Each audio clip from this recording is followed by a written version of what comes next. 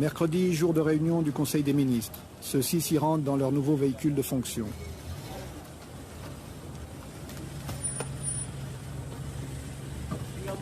En effet, là aussi, pour montrer qu'on veut rompre avec d'anciennes habitudes, d'anciens privilèges, les Mercedes, symbole du pouvoir utilisé par les précédents régimes, ont été remplacés par des R5. Il s'agit de frapper par des mesures spectaculaires. Le président a même décidé de faire de la Cadillac décapotable de son prédécesseur l'objet d'une tombola nationale. Ainsi, celui qui l'aura gagné pourra-t-il l'utiliser sans être soupçonné d'enrichissement illicite. Outre le capitaine Sankara, l'équipe gouvernementale est composée de militaires et de civils.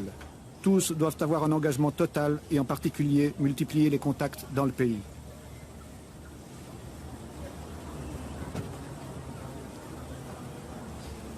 Tous les ministres civils ou militaires sont armés. Ils ont reçu une Kalachnikov que certains emportent même aux réunions du Conseil.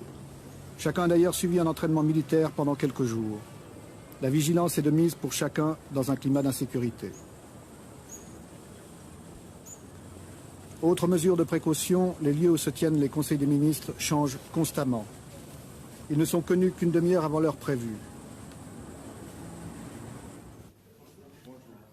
Le travail des ministres est chargé. Le programme qui est proposé aujourd'hui est austère, difficile.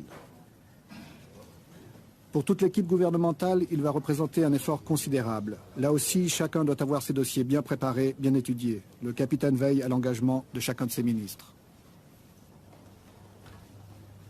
La révolution, si elle promet un avenir radieux, elle part d'abord de sacrifices permanents.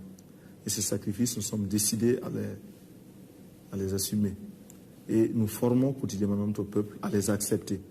Nous savons qu'ils sont lourds, très lourds.